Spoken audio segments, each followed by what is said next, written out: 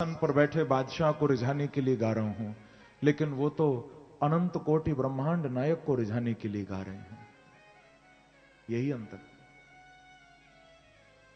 तो मुझ में वो बात नहीं आ सकती। बाद में अकबर तानसेन का तानपुरा उठा के खवास बन के, नौकर बन के स्वामी जी के चरणों में उनका थोड़ा सा संगीत सुनने आया था, अकबर बादशाह। तो ऐसे वो स्वामी जी महाराज। बंधुओं, आज मैं भी जो थोड़ा बहुत बोल रहा हूं, जो सुना रहा हूं, इसमें कोई साधन मेरा नहीं है। बस बड़ी बात है तो यही है कि स्वामी जी की ही वंश परंपरा में इस शरीर का जन्म हुआ है। बस ये उन्हीं महापुरुषों की कृपा है जिन्होंने वृंदावन में वास्तविक रूप में साधना की, अनन्य भाव से जिन्होंने बांके बिहारी को रिझाया, उसका ही प्रभाव है। तो मैं आपको बता रहा था कि भक्तों के लिए तो नित्य उत्सव होता है। लाहौर का एक बड़ा पैसे वाला व्यक्ति था, बहुत ध्यान से सुनिएगा, मुझे विशेष रूप में यह प्रसंग सुनाना था आपको कि महापुरुषों का चिंतन कैसा होता है। लाहौर का एक व्यक्ति था जिसका नाम था विज्ञानी। उस समय तो सब भारत का ही हिस्सा था, अब अलग हो गया, अब पाकिस्तान में चला गया वो शहर। पहले तो सब भारत ही था। तो वो विज्ञानी नाम का व्यक्ति जो लाहौर में रहता था, उसने स्वामी जी का बहुत नाम सुना कि वृंदावन में कोई बहुत बड़े संत हैं जिन्होंने बांके बिहारी को प्रकट किया है। तो उसके मन में इच्छा हुई कि मैं चल के दर्शन करूं। तो लाहौर से वो पैदल चल के और वृंदावन आया। बड़ी लंबी यात्रा उसने की। अपने साथ वो इत्र लेकर आया था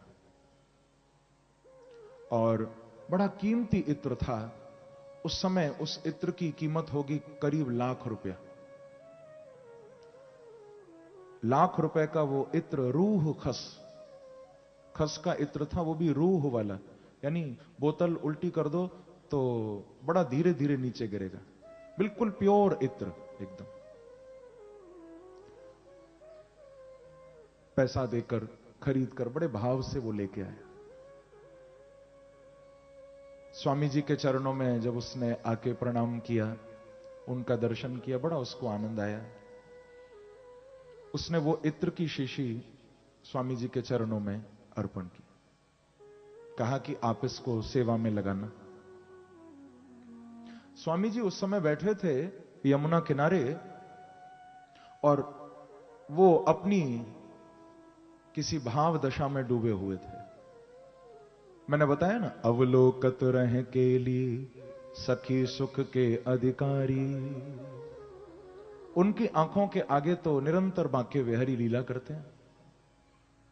तो स्वामी जी उस दिन यमुना के किनारे बैठकर एक लीला का चिंतन कर रहे थे। लीला क्या हो रही है? स्वामी जी अपनी भाव दशा में देख रहे हैं कि आज बांके बिहारी और प्रिया जी श्री राधा रानी दोनों होली खेल रहे हैं। यह लीला स्वामी जी के सामने चल रही है। और होली खेलते खेलते क्या हुआ, बांके बिहारी किशोरी जी पर रंग डाल रहे हैं, राधा रानी लाल जी पर, बांके बिहारी पर रंग डाल रही हैं। पर उसी समय क्या हुआ, किशोरी जी की कमोरी में रंग समाप्त हो गया, रंग पूरा हो गया। किशोरी जी की कमोरी खाली हो गई, उसमें रंग नहीं रहा। और उसी समय वो विज्ञानी, वो भक्त आया स्वामी जी के चरणों में और इत्र की शीशी चढ़ाई। स्वामी जी ने उस इत्र की शीशी को लिया और वहीं पर खोला और ऐसे उल्टा कर दिया। तो धीरे धीरे वो सारा इत्र यमुना जी की रेती में नीचे गिर गया, सब मिट्टी में चला गया। अब वो जो विज्ञानी नाम का वो जो भक्त आया था, ये देखकर उसके दिल को बड़ी चोट लगी कि इन्होंने मेरे दिए हुए इतने कीमती उपहार की यही कीमत समझी। सब मिट्टी में मिला दिया। इतना महंगा मैं इत्र लेकर आया, इन्होंने उसकी कोई कीमत नहीं समझी, सब फेंक दिया। परंतु मालूम है, स्वामी जी उस समय जिस भाव लीला का दर्शन कर रहे थे, स्वामी जी ने लौकिक दृष्टि में तो वो मिट्टी में डाला इत्र, लेकिन जिस भाव लीला में वो खोए हुए थे, उस दृष्टि से स्वामी जी ने वो इत्र राधा रानी की कमोरी में डाला, क्योंकि वो रंग से खाली हो गई थी, रंग समाप्त हो गया था। तो किशोरी जी की कमोरी में वो इत्र डाला। बांके बिहारी जब होली खेलते हुए आए, उनको लगा कि राधा रानी के पास तो रंग ही नहीं है, बिल्कुल आगे आके खड़े हो गए। स्वामी जी ने उसी समय इत्र से कमोरी भर दी और किशोरी जी ने वो सारा इत्र लेकर बांके बिहारी के ऊपर डाल दिया। बोलो वृंदावन बिहारी लाल की जय। क्योंकि ललिता सखी के अवतार है ना, ललिता सखी तो हमेशा राधा रानी के साथ रहती, तो ये तो किशोरी जी के पीछे ही खड़े थे स्वामी जी ललिता सखी के रूप में। तो वो सारा इत्र इन्होंने राधा रानी की कमोरी में डाला, किशोरी जी ने बांके बिहारी पे डाला। अब देखिए, जिस भक्त के दिल को चोट पहुंची, उसने स्वामी जी को प्रणाम किया और उसका मन करने लगा कि अब मैं जाऊं यहां से। उसको अच्छा नहीं लगा बिल्कुल। मैंने तो बड़ा नाम सुना था इनका। स्वामी जी समझ गए उसके दिल की बात भी। तुरंत उसको कहा कि भैया आप ऐसा करो, अंदर जाकर बांके बिहारी को दर्शन करो। अभी तो स्वामी जी से मिले हैं ना, अंदर कुंजों में बांके बिहारी विराजे हैं, जाओ अंदर दर्शन करो। अब बड़े अनमने मन से, मन तो उसका खराब हो ही गया था कि अब मैं जाऊंगा बस यहां से, चलो ये कहते हैं तो इनके आराध्य बांके बिहारी का भी दर्शन कर लेता हूं। तो बड़े अनमने मन से स्वामी जी से मिलकर वो अंदर कुंजों में बिहारी जी को प्रणाम करने गया। और जैसे ही बांके बिहारी के निकट पहुंचा तो क्या देख रहा है कि वही इत्र जो स्वामी जी ने यमुना की रेती में गिराया था, उसी इत्र से मेरे बांके बिहारी नहा रहे हैं। ठाकुर जी के श्रीअंग में वो इत्र बह रहा है पूरा। बोलो स्वामी जी महाराज की जय, बांके बिहारी लाल की जय, जय जय श्री राधे।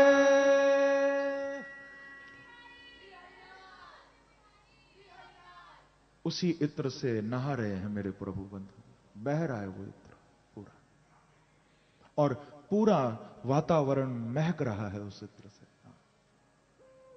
वो विज्ञानी नाम का भक्त तुरंत आया दौड़कर और स्वामी जी के चरणों में गिर गया। और फिर बंधुओं, वो कभी वृंदावन को छोड़ के वापस लाहौर नहीं गया। पूरा जीवन फिर उसने स्वामी जी के चरणों में भजन करके निकाला, लौट के नहीं गया। तो ये प्रसंग मैंने आपको इसलिए निवेदन किया बंधुओं कि जिनके हृदय में बांके बिहारी आ जाते हैं, उनके लिए रोज उत्सव बन जाता है कि नित्योत्सवम न तत्रिपुः दृश्यभि पिबन्त्यो नार्यो नराश्च मुदिता कुपिता निमेश्च। हम लोगों ने भी उस उत्सव की एक झलक यहां देखी और आज भी बड़ा सुंदर उत्सव आगे प्रभु का मनाएंगे हम। माखन चोरी का उत्सव भी, फिर गिरिराज पूजन भी, सुंदर झांकी यहां तैयार है। आज भी बड़ा प्यारा उत्सव मनाया जाएगा। आज प्रभु की बाल लीलाओं का हम आनंद लेंगे। श्री सुखदेव जी महाराज दशम स्कंद के 5वें अध्याय में ब्रजवासियों के उस भाव का, प्रेम का वर्णन कर रहे हैं कि जब प्रभु आए थे तो ब्रज में क्या हो रहा था। सुखदेव जी कह रहे हैं, श्री शुक उवाच नंदस्त्वात्मजुत्पन्ने जाता ह्लादो महामनाः आहूय विप्रान् वेदज्ञान स्नातः शुचिरलंकृतः। नंदस्तु आत्मजुत्पन्ने। इस नंद महोत्सव को सुखदेव जी गा रहे हैं। थोड़ा सा हम ये भी ध्यान दें कि नंद महोत्सव कौन से सुखदेव जी गा रहे हैं। यहां भागवत में ऐसा नहीं कहा शुक उवाच, कहा जा रहा है श्री शुक उवाच। क्या कह रहे हैं? श्री शुक उवाच। शुक उवाच नहीं, श्री शुक। श्री शुक कौन है? सुखदेव तो हम जानते हैं, सुखदेव कौन है, हमने सुना है। लेकिन विचार करने वाली बात यह है कि श्री कौन है। तो बंधुओं, वैसे तो श्री शब्द के अनेक अर्थ हैं, परंतु आचार्यों ने इस प्रकरण में श्री शब्द का अर्थ श्री राधा रानी के रूप में किया है। श्री शब्दोदिता राधा, श्री यानी राधा। श्रयते कृष्णेन यासा श्री। और जो कथा सुना रहे हैं नंद उत्सव की, वो शुक कैसे हैं? बोले वो श्री शुक हैं, यानी वो राधा रानी के कृपा पात्र शुक हैं। तो आप समझ लेना बंधुओं, बांके बिहारी के नंद महोत्सव का आनंद जीवन में वो ही पा सकता है, या नंद उत्सव को वो ही गा सकता है, बोले जिसके ऊपर राधा रानी की कृपा हो रही हो। श्री शुक उवाच। एक बार कहिए, श्री राधे श्री राधे श्री राधे श्री राधे श्री राधे। श्री राधे। इसीलिए सुखदेव जी नंद उत्सव गा रहे हैं, क्योंकि किशोरी जी के कृपा पात्र हैं। कि लीला शुकोयं वृषभानुजाया पवित्र चंच्वा प्रिय चुंबनेन एकांतिको नन्य रहस्य पाठी गोलोक प्रासाद सदा निवासी। ऐसे सुखदेव जी महाराज नंद महोत्सव गा रहे हैं। बताया कि परीक्षित, भगवान कृष्ण के आने पर सारे गोकुल में नहीं, सारे ब्रज में जातः लादो, आह्लाद, आनंद उत्पन्न हो गया। बंधुओं, ब्रज में भगवान नंद और यशोदा के लाला बन के आए हैं, परंतु किसी भी ब्रजवासी को ऐसा नहीं लगा कि नंद और यशोदा के यहां लाला आए हैं। जिसने भी इस खबर को सुना, उसे ऐसा ही लगा कि हमारे जीवन में बांके बिहारी लाला बन के आए हैं। ऐसा नहीं लगा कि केवल नंद और यशोदा के यहां, सबको यही लगा कि हमारे जीवन में आए हैं। क्योंकि जब तक परमात्मा से अपनापन नहीं होगा, तब तक आनंद नहीं आएगा। भगवान को जब तक अपना नहीं मानोगे, तब तक आनंद नहीं आएगा। क्योंकि नंद और यशोदा ने नहीं, सारे ब्रज ने प्रभु को अपना माना। कृष्ण हमारे हैं। अरे जो तुम्हारे हैं नहीं, उनको अपना माने बैठे हो, तो जो अपने हैं उनको अपना मानने में क्या दिक्कत है? परेशानी क्या है? जो अपने हैं ही नहीं, उनको तो अपना अपना अपना कहते हो सारा दिन। संसार में कोई कितना भी अपना क्यों ना हो बंधुओं, जितना अपना होगा ना, जितना क्लोज होगा वो तुम्हारे, समझ लेना वही जब अंतिम समय आएगा, शरीर जब छूटेगा, तो वही आग लगा के आएगा। प्रेम से कहो श्री राधे। जो जितना अपना होगा ना, वही अंतिम समय आग लगा के आएगा। ये तो संसार का नियम है। तो इनको अपना मानने की आवश्यकता नहीं है। सबको भगवान का स्वरूप मान के सबकी सेवा करो, सबसे प्रेम करो। लेकिन अपना यदि मानना हो तो अपना उसे मानो जो कभी साथ नहीं छोड़ेगा, और ऐसा यदि कोई है तो वो केवल मेरे बांके बिहारी हैं, जो कभी साथ नहीं छोड़ेंगे, हमेशा आपके साथ हैं।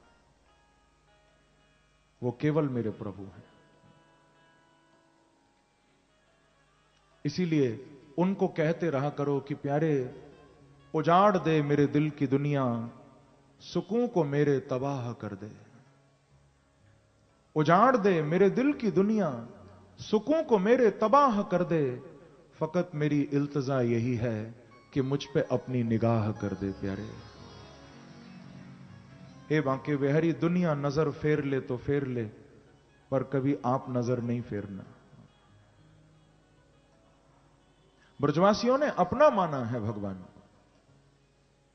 इसीलिए जाता है लादह, आनंद बनकर भगवान आ गए।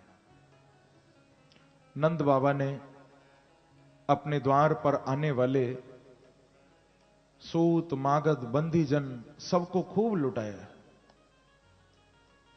और लुटाया भी कैसे है, अपनी मर्जी से नहीं लुटाया है। तैस्तई ही कामई ही अधीनात्मा यथोचितम पूजयत, विष्णु राराधनार्थाय स्वपुत्र स्योदयाय च। अपनी इच्छा से नहीं लुटाया। नंद बाबा ने जब लुटाया है तो जो जैसा कामना कर रहा है, जो जैसी इच्छा कर रहा है, उसकी इच्छा के अनुसार ही उसको दे रहे हैं बाबा। कोई नंद भवन के द्वार पर आता है, कहता है ब्रजराज बधाई हो। बाबा कहते हैं हां भैया बधाई हो, क्या चाहिए? बोले बाबा ऐसा करो, हमें एक हाथी को दान कर दो। अच्छा हाथी ले जाओ, हाथी पर बिठा के दे। कोई कहता बाबा हमें दूध पीवे के लिए गऊ को दान कर दो। अच्छा भैया तुम गऊ ले जाओ। खूब लुटाए। एक प्रसंग तो मेरे पूज्य गुरुदेव सुनाया करते हैं, मेरे पूज्य पिताश्री। एक ब्राह्मण नंद बाबा के पास आया। उस ब्राह्मण ने आकर बाबा को बधाई दी और एक गऊ की याचना की कि ब्रजराज हमें गऊ को दान करो।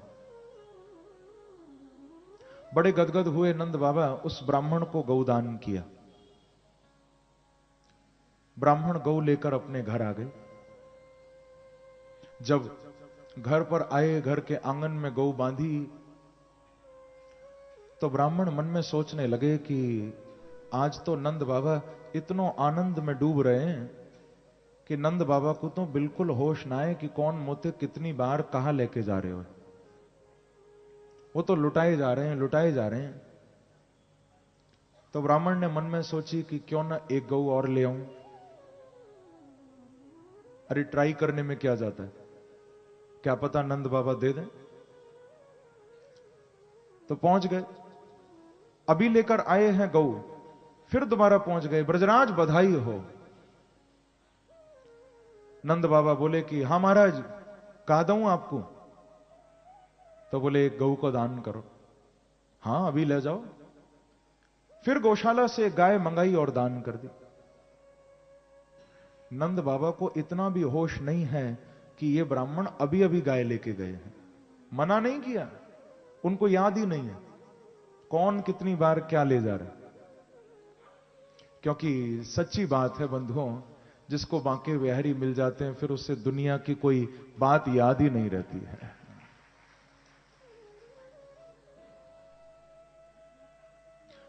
मैं कहा करता हूं कभी कभी, गुजरे हुए लम्हों की सौगात याद है, तेरी याद में बीती हुई हर रात याद है।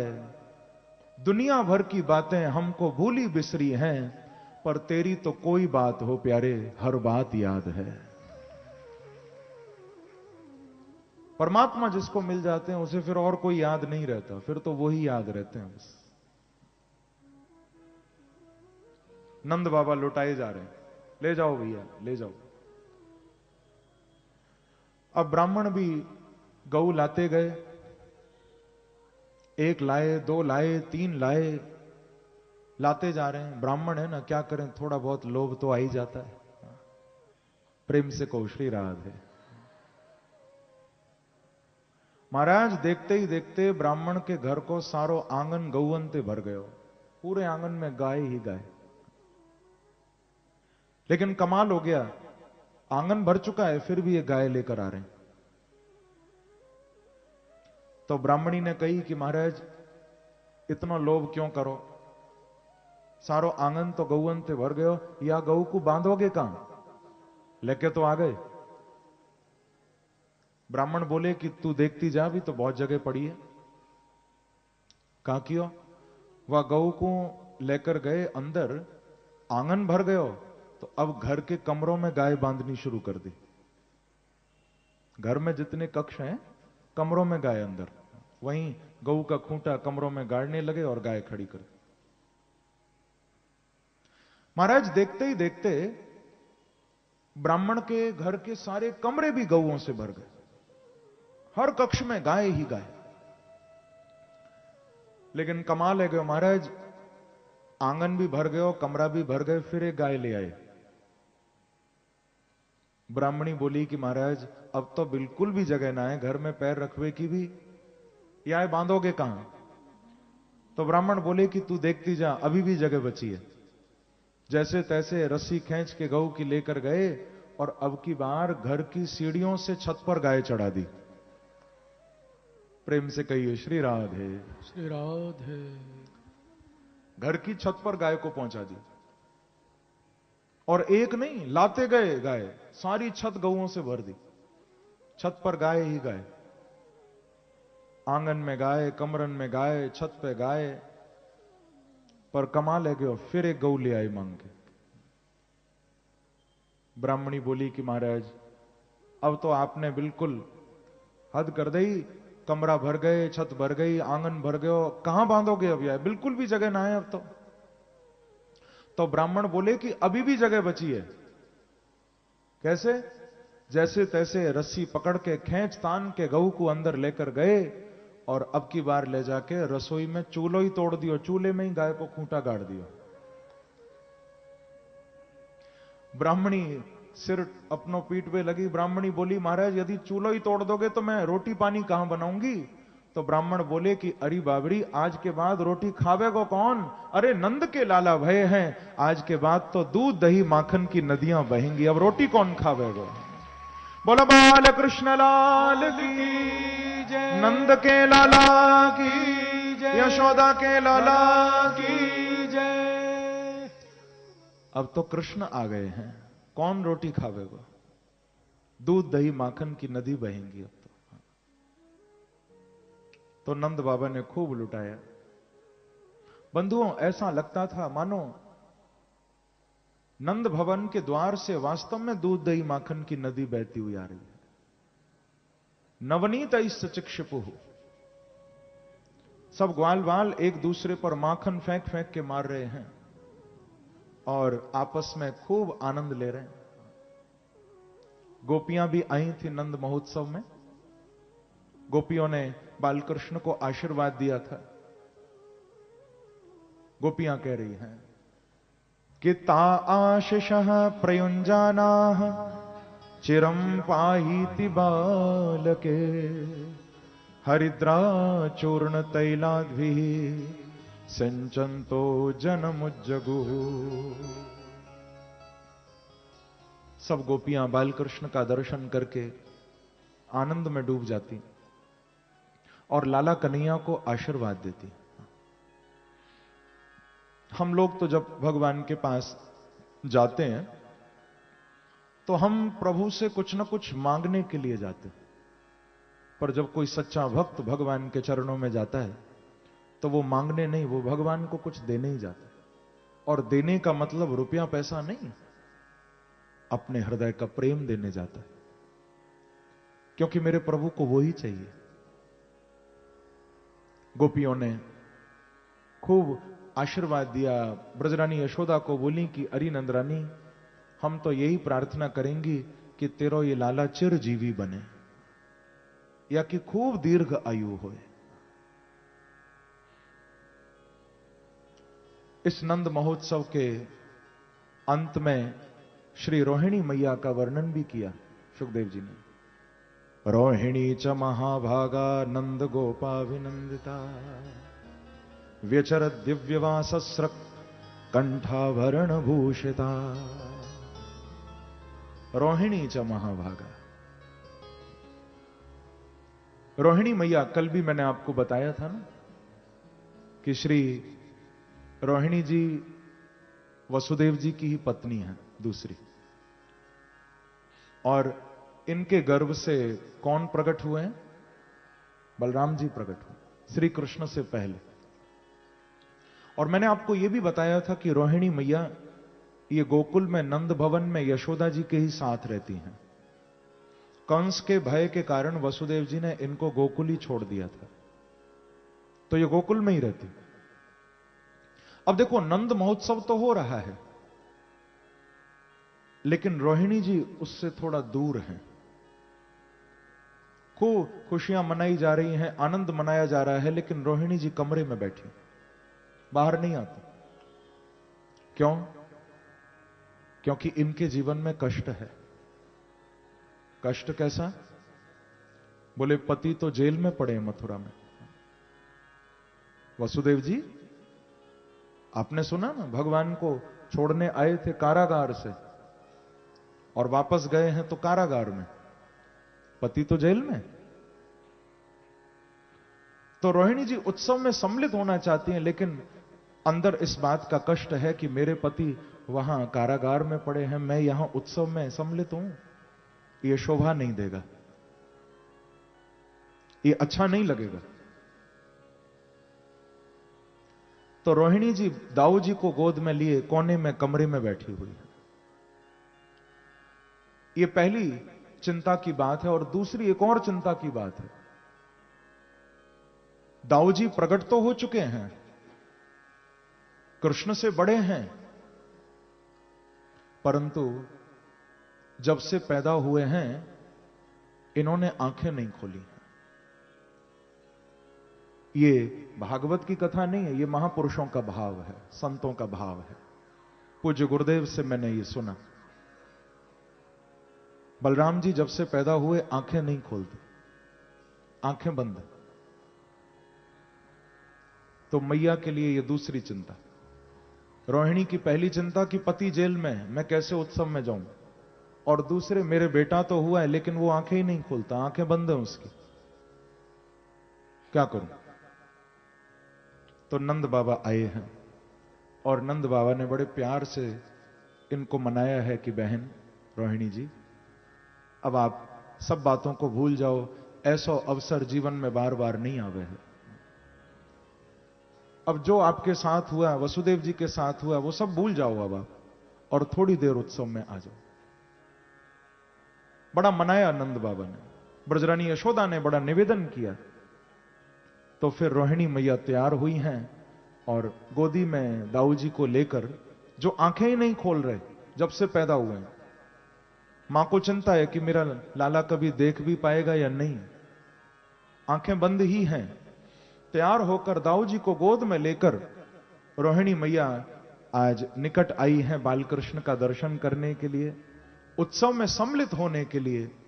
और मालूम है क्या हुआ बंधुओं, जैसे ही श्री कृष्ण के निकट रोहिणी मैया आई हैं, तो गोदी में जो लाला हैं, जो दाऊ जी महाराज हैं, जिन्होंने अभी तक आंखें नहीं खोली, बालकृष्ण के सामने आते ही बलराम जी ने अपने नेत्र खोल दिए हैं और सबसे पहले साक्षात श्री कृष्ण का आंखों से दर्शन किया है।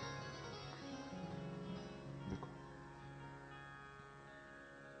आंखें अब तक क्यों नहीं खोली थी? अरे रामावतार में यही तो लक्ष्मण बन के आए थे, लक्ष्मण तो बन के आए थे, लेकिन भगवान राम के अनुज भी बन के आए थे। अनुज यानी छोटे भाई। राम जी पहले आए हैं, लक्ष्मण जी पीछे आए, तो वहां तो कोई दिक्कत ही नहीं थी। प्रभु पहले ही जा चुके हैं, हम तो पीछे आ रहे हैं, तो वहां कोई दिक्कत नहीं थी। दिक्कत यहां आ गई, क्योंकि यहां दाऊ जी कहते हैं मैं तो पहले आ गया और मेरे आराध्य पीछे आ रहे हैं। तो क्या मैं पहले संसार को देख लूं? नहीं नहीं। दाऊ जी ने संकल्प कर लिया कि प्यारे, उस समय छोटा बनाया था, अब की बार बड़ा बनाकर पहले भेज रहे हो। लेकिन दाऊ जी कहते हैं तुम पहले भेजो चाहे बाद में भेजो, आंखें खुलेंगी तो पहले तुम्हें देखूंगा, पीछे संसार को देखूंगा। चाहे मैं पहले भी क्यों ना चला जाऊं, पर देखूंगा तो आपको ही पहले, संसार को नहीं देखूंगा। समझ लेना, यदि संसार को देखोगे और संसार आंखों में बस जाएगा तो भगवान नजर नहीं आएंगे। पर बांके बिहारी को अच्छी तरह देख लोगे और वो यदि आंखों में बस गए तो फिर चाहे संसार को भी देखते रहना, फिर दर्शन बांके बिहारी का ही होगा। क्योंकि ध्यान रखना, जैसी दृष्टि वैसी सृष्टि। हम वो नहीं देखते जो दिखाई देता है, जो विजिबल है। सच पूछो तो हम वो देखते हैं जो हम देखना चाहते हैं। हमारी आंखें उसको देखती हैं जिसको आंखें देखना चाहती। आंखें खुली हुई हैं, लेकिन यदि हमको ये सब देखना ही नहीं है तो हम नहीं देखेंगे, भले आंखें खुली हों, हमारा ध्यान नहीं जाएगा। हमारा ध्यान वहीं जाएगा जिसको आंखें देखना चाहती। इसी प्रकार से बंधुओं, यदि तुम आंखों में प्रभु को बसा लोगे तो भले संसार में आंखें रहें, पर तुम्हारी आंखें संसार में रहते हुए भी बिहारी जी को ढूंढेंगी, प्रभु को खोजेंगी। तो आज रोहिणी मैया को भी बड़ा आनंद आया। नंद महोत्सव के अंत में श्री सुखदेव जी ने कहा कि तत आरभ्य नंदस्य ब्रजः सर्व समृद्धिमान हरेर्निवासात्म गुणे रमा क्रीडमभूनृप। इस नंद महोत्सव में सबको परम आनंद की अनुभूति हुई है। ब्रजः सर्व समृद्धिमान, ऐसा आनंद बरसा कि ब्रज में कोई गरीब ही नहीं रहा बंधु। सर्व समृद्धिमान, चारों ओर सुख समृद्धि व्याप्त हो गई है। वैसे भी परमात्मा की दृष्टि में गरीब वो है जिसके हृदय में प्रेम नहीं है, ध्यान रखना। जिसका हृदय प्रेम शून्य है वो गरीब है, चाहे पैसा कितना भी हो। और जिसके हृदय में प्रेम है वो कितना निर्धन क्यों ना हो, वो अमीर है।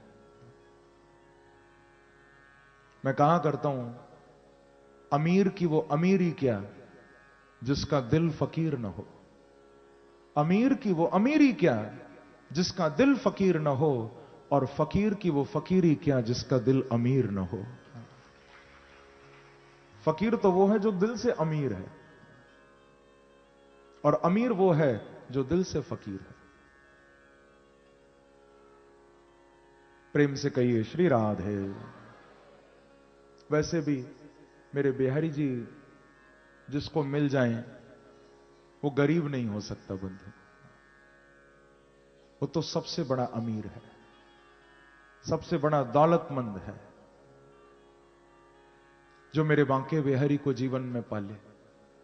और बांके बिहारी को ही नहीं, मैं कहूंगा जो बांके बिहारी की मुस्कुराहट को पाले। क्योंकि कई लोग ऐसे भी होते हैं जब बिहारी जी के सामने जाते हैं ना, तो उनको देखकर बांके बिहारी के सिर में दर्द होने लगता है। कई भक्त ऐसे होते हैं जो बिहारी जी के सामने जब पहुंचते हैं तो बांके बिहारी मुस्कुराने लगते हैं। सिर में दर्द किसको देख के होता है?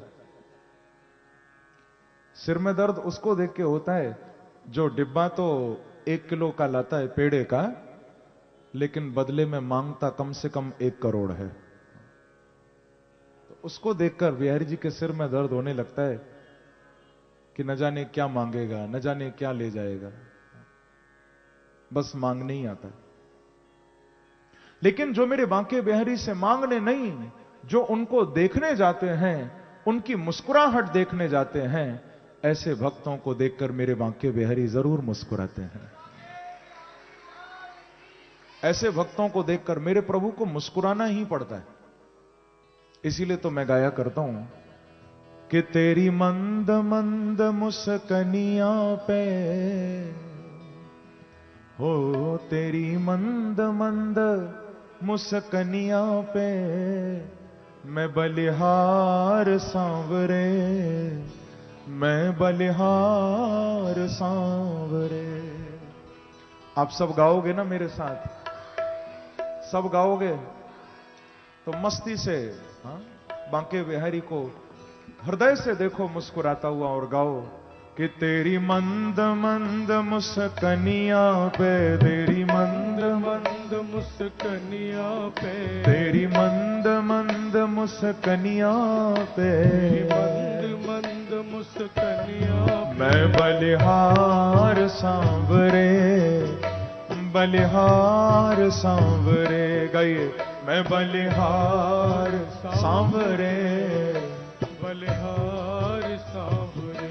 ओ तेरी मंद मंद मुस्कनिया पे, तेरी मंद मंद मुस्कनिया पे, तेरी मंद मंद मुस्कनिया पे, तेरी मंद मंद। हे मेरे प्यारे, मैं बलिहार सांवरे, बलिहार सांवरे, बलिहार सांवरे, बलिहार सांवरे। ओ तेरी मुस्कनिया पे, तेरी मुस्कनिया पे, मैं बलिहार, मुस्कनिया हो सांवरे, तेरी मुस्कनिया, मैं बलिहार, मुस्कनिया पे,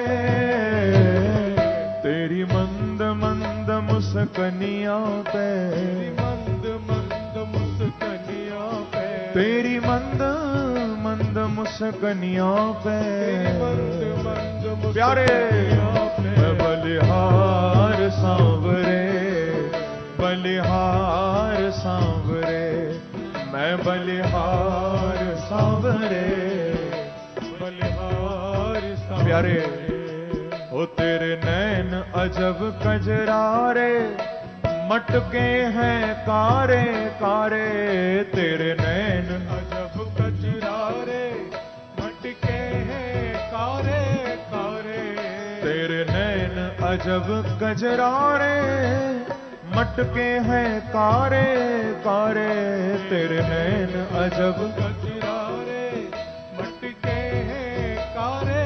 और इतना ही नहीं, तेरी तिरछी सी चितवनिया पे, तेरी तिरछी सी चितवनिया पे, तेरी तिरछी सी चितवनिया पे, ए मेरे प्यारे, मैं बलिहार सांवरे, बलिहार सांवरे, बलिहार सांवरे, बलिहार। गाइए भाव से, ओ तेरी मंद मंद मुस्कनिया पे, मंद मंद मुस्कनिया, तेरी मंद मंद मुस्कनिया पे, तेरी मंद मंद। हे मेरे प्यारे, मैं बलिहार सांवरे, बलिहार सांवरे, बलिहार सांवरे, बलिहार। दोनों हाथों से ताली की सेवा करते हुए जय हो, जय हो।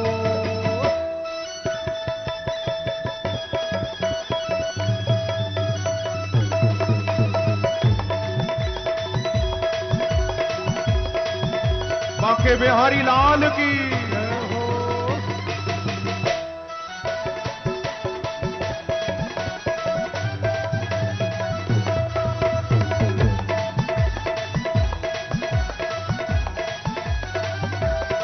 ओ तेरी मंद मंद मुस्कनिया पे, मंद मंद मुस्कनिया, तेरी मंद मंद मुस्कनिया पे, ए मेरे प्यारे, मैं बलिहार सांवरे, बलिहार सांवरे, बलिहार सांवरे, बलिहार सांवरे। ओ मैं बलिहार सांवरे, बलिहार सांवरे, बलिहार सांवरे, बलिहार सांवरे। प्यारे, तेरे बाल बड़े घुंघरारे, जो बादल कारे कारे, तेरे बाल बड़े घुंघरारे। जो बादल कारे कारे, तेरे बाल बड़े घुंघरारे। जो बादल कारे कारे, तेरे बाल बड़े घुंघरारे। जो बादल कारे और इतना ही नहीं, तेरी कुंडल की झलकनिया पे, तेरे कुंडल की झलकनिया पे, तेरे कुंडल की झलकनिया पे, तेरे कुंडल की ए मेरे प्यारे, मैं बलिहार सांवरे, बलिहार सांवरे, बलिहार सांवरे, बलिहार गाइए। ओ तेरे कुंडल की झलकनिया पे, कुंडल की झलकनिया पे, तेरे कुंडल की झलकनिया पे, कुंडल की झलकनिया मैं बलिहार सांवरे, बलिहार सांवरे, बलिहार सांवरे, बलिहार। पीछे वाले भक्त भी दोनों हाथ उठाकर ताली की सेवा करते हुए।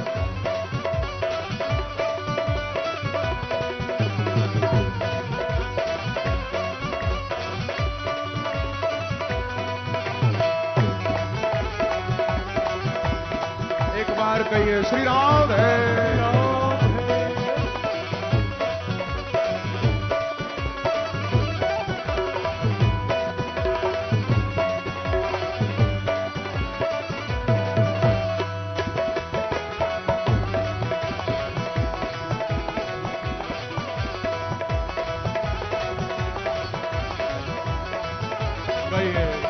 ओ तेरी मंद मंद मुस्कनिया पे, मंद मंद मुस्कनिया पे, तेरी मंद मंद मुस्कनिया पे, मंद मंद प्यारे मैं बलिहार सांवरे, बलिहार सांवरे, बलिहार सांवरे, बलिहार सांवरे, मैं बलिहार सांवरे, बलिहार सांवरे, बलिहार सांवरे, बलिहार सांवरे। प्यारे तेरी चाल अजब मतवारी, लगती है प्यारी प्यारी, तेरी चाल अजब मतवारी, लगती है प्यारी प्यारी, तेरी चाल अजब मतवारी, लगती है प्यारी प्यारी, तेरी चाल चाल अजब मतवारी, लगती है प्यारी प्यारी। और मेरे बांके बिहारी, आपकी चाल तो मतवारी है, लेकिन जब आप चलते हो तो उस समय मालूम है क्या होता है? तेरी मधुर मधुर पैजनिया पे, तेरी मधुर मधुर पैजनिया पे, जब आप चलते हो तो आपकी पैजनियां भी बजती है और भक्तों को सुनकर बड़ा आनंद आता है। क्योंकि वैसे भी मेरे बांके बिहारी आपके लिए सब कुछ कर सकते हैं, पर आप उनको यदि बोलोगे कि हे बांके बिहारी हमें थोड़ा सीधा चल के दिखा दो, तो वो कहेंगे मैं सब कुछ कर दूंगा पर सीधा नहीं चल सकता, टेढ़े मेढ़े चलते हैं। हमारे ब्रज के संतों ने कहा कि क्या चाल श्याम मतवारी है, क्या चाल श्याम मतवारी है। देखो तो जरा भैया, ये बांके बिहारी चलते हुए जा रहे हैं, गोपियां कह रही हैं कैसे मटक मटक के चलते हैं। क्या चाल श्याम मतवारी है, सखी चले जात रस्ते रस्ते, क्या चाल श्याम मतवारी है, सखी चले जात रस्ते रस्ते। श्री राधा स्नेह बिहारी ने, हाँ भैया, वो दिल लूट लिया हंसते हंसते, दिल लूट लिया हंसते हंसते, वो दिल लूट लिया हंसते हंसते। गाइए, लूट लिया हंसते हंसते, वो दिल लूट लिया हंसते हंसते, लूट लिया हंसते हंसते, मेरा दिल लूट लिया हंसते हंसते, लूट लिया कैसे? तेरी मंद मंद मुस्कनियों पे, तेरी मंद मंद मुस्कनियों पे, तेरी मंद मंद मुस्कनियों पे, तेरी मंद मंद हे मेरे प्यारे, मैं बलिहार सांवरे, बलिहार सांवरे, बलिहार सांवरे, बलिहार सांवरे। तो तेरी चाल अजब मतवारी लगती है प्यारी प्यारी, तेरी चाल अजब मतवारी लगती है प्यारी प्यारी, तेरी चाल अजब मतवारी लगती है प्यारी प्यारी, तेरी चाल अजब मतवारी लगती है प्यारी। और प्यारे, तेरी मधुर मधुर पैजनिया पे, तेरी मधुर मधुर पैजनियों पे, तेरी मधुर मधुर पैजनिया पे, तेरी मधुर मधुर हे बांके बिहारी, मैं बलिहार सांवरे, बलिहार सांवरे, बलिहार सांवरे, बलिहार सांवरे, मैं बलिहार सांवरे, बलिहार सांवरे, बलिहार सांवरे, बलिहार सांवरे। तेरी मुस्कनिया पे, तेरी मुस्कनिया पे, मैं बलिहार, तेरी मुस्कनिया पे, ओ सांवरे, तेरी मुस्कनिया पे, मैं बलिहार, तेरी मुस्कनिया ओ पे, सांवरे, तेरी मुस्कनिया पे, तेरी मंद मंद मुस्कनिया पे, तेरी मंद मंद मुस्कनिया पे, तेरी मंद मंद मुस्कनिया पे, तेरी मंद आइए बाहर से, मैं बलिहार सांवरे, बलिहार सांवरे, बलिहार सांवरे, बलिहार सांवरे। ओ मैं बलिहार सांवरे, बलिहार सांवरे, बलिहार सांवरे, बलिहार बड़ा हाथ उठाकर ताली की सेवा करते हुए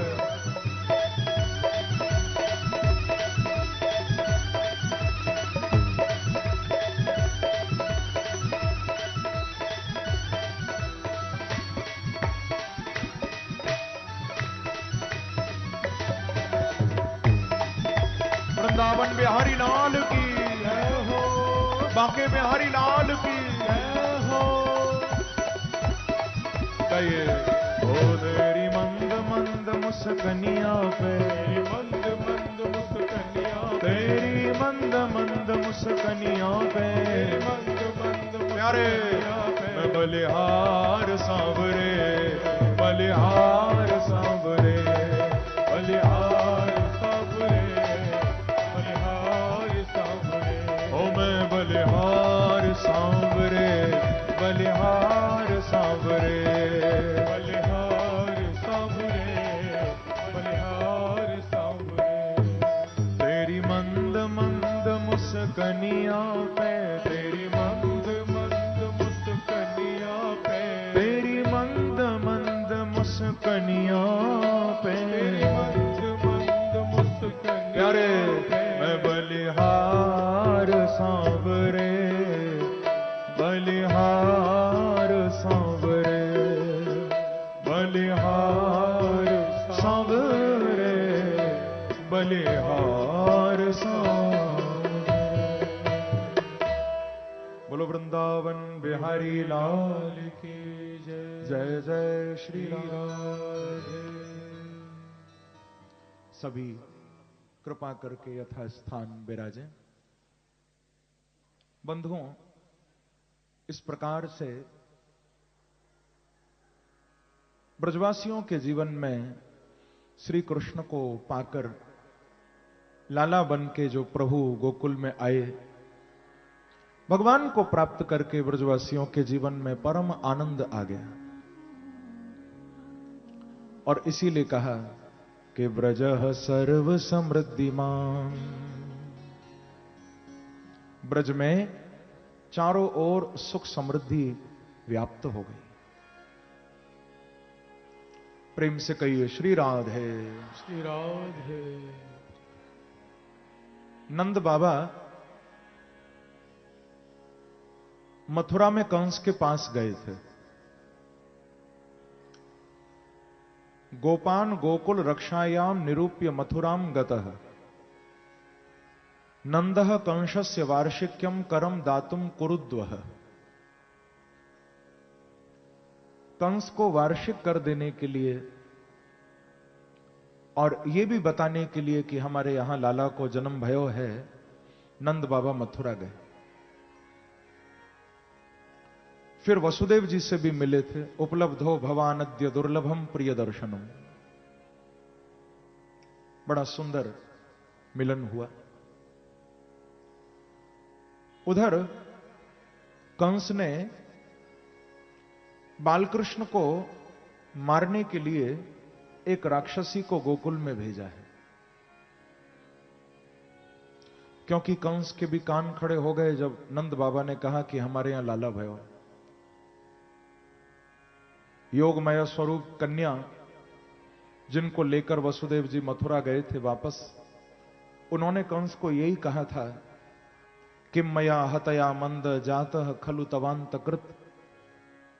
अरे पापी, मुझे मारने से कुछ भी नहीं होगा, क्योंकि जो तुझे मारने आया है वो कहीं और जा चुका है। आज नंद बाबा ने कहा कि हमारे लाला भयो है। कंस को लगने लगा कि कहीं ये मेरा शत्रु ही तो नहीं। पूतना को भेजा कि कंसेन प्रहिता घोरा पूतना बाल घातनी